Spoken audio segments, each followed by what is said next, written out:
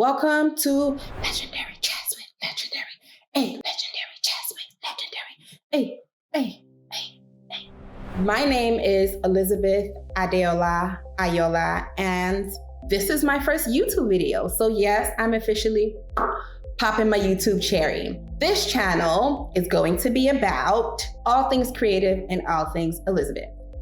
First things first, let's get to know Elizabeth. A few fun things about me. I am a full-time content writer for different publications like NerdWallet, Essence Magazine, Pop Sugar, The Knot, Parents.com, and hoping to continue expanding my bylines. Another thing that you should know about me is I'm a bomb-ass single mom, a mother who is proud to be parenting an incredible 6-year-old boy, and he brings me a lot of joy. And his name is Joy, by the way, in Yoruba. Which brings me to my next point, which is I am American, British, and Nigerian. Yes, I have 3 citizenships, and I have lived in all 3 places. Last but not least, this is a fun fact, I used to lick people's eyeballs. I know it's pretty gross, but also you have to admit it's pretty impressive. Since writing is a huge part of my life, I thought in my introduction video, I would talk about how I became a writer. And I think this is important because writing actually found me. I was not 6 years old saying, oh, when I grow up, I want to become the next Toni Morrison. That wasn't my story. I wanted to be a model, an actress, all other kind of things, but different story. Anyway, writing actually found me.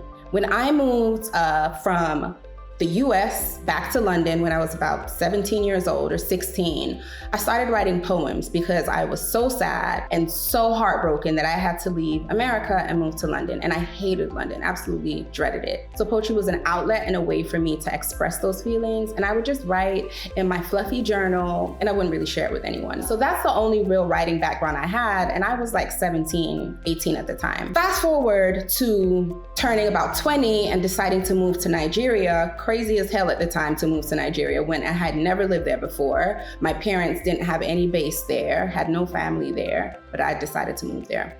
That's a different YouTube video. And I actually was looking for a job in waste management and someone presented me with an editing job. And I was like, I don't have no writing experience like that. I only really write poems.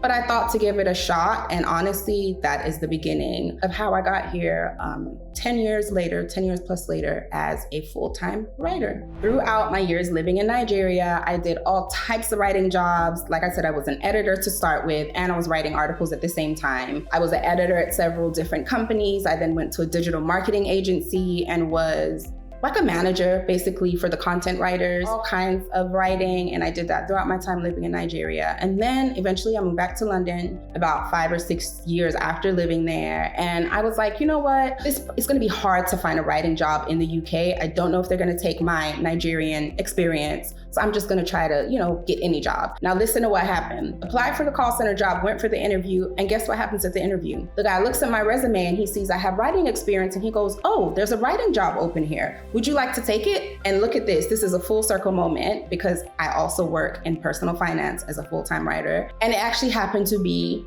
a finance job. And I had no finance experience, but I just thought, I can learn. So I took the job. So again, on accident, writing just be snatching me up and be like, come here, girl, this is what you're supposed to be doing. So I ended up doing that writing job. And that was actually very important for me because it was a pivotal moment because it was my first byline and not a Nigerian byline. That's a whole different discussion why sometimes qualifications from developing countries are not respected in the first world, but whatever. Anyway, so I started working at that job. And then honestly, from there, it was a snowball effect.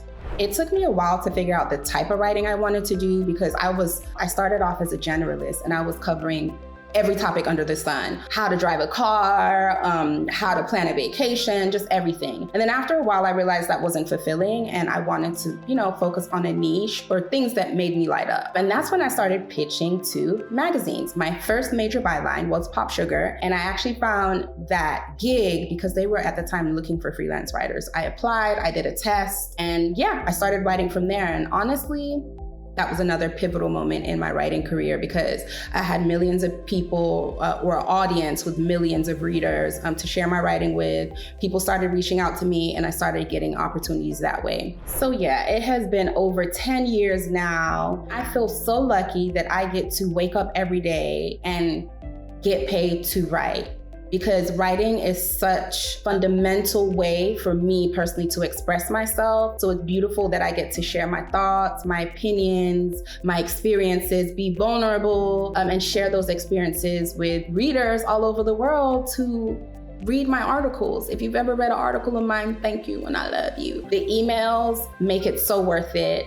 The emails that I get from readers or the social media messages. Living a purposeful life has always been important to me, and writing is just part of my purpose. I also feel very lucky that I make money writing. I think a misconception I used to have, and a lot of people have, is that you cannot make a good living as a writer, that you're not going to get paid much. And because I believe that, for a long time, I kept trying to change my path and saying, maybe I need to get a different job. Maybe I need to change to this industry. And I'm so glad I didn't. I went from earning $10 per article and having to write 10 500-word articles a day just to make $100 a day to making nearly $200,000 writing now. That said, I am more than a writer. I'm challenging myself at this stage of my life to explore all of the things I am. Writing is safe. Writing is something I'm familiar with, but I want to explore more. I love painting. I've gotten into arts and crafts and creating different pieces on canvases. That's something I want to explore more. In my past time, I used to do so much spoken word. I would love to get back into that. So I want to take away the fear I have that comes with exploring and putting myself out there, and I want to just do it and have fun. I think that's so important. In this day and age, we're so obsessed with growing our followers and monetizing everything that I feel like a lot of us are not having fun anymore, especially as creative people. So I just want to have fun. I want to, create. And I hope you guys enjoy the journey and share your stuff with me too, because I want this to be a two-way dialogue. You know what I'm saying? You talking to me and I'm talking to you and we talking to each other. Thank you for watching. I'm excited about creating more content for you guys around my life as a parent, my life as a writer, my life as a butterfly lover, as an adventurer, and all the many, many things I am. And I hope you guys can relate and connect, and I inspire somebody out there in the World Wide Web. And that's all I got for you. Make sure you like, subscribe. I can't remember what the last one is now, but engage with me, okay? And thank you for rocking with Legendary Jasmine. Legendary. Hey, Legendary Jasmine. Legendary. Hey. Chocolate kisses. Till next time.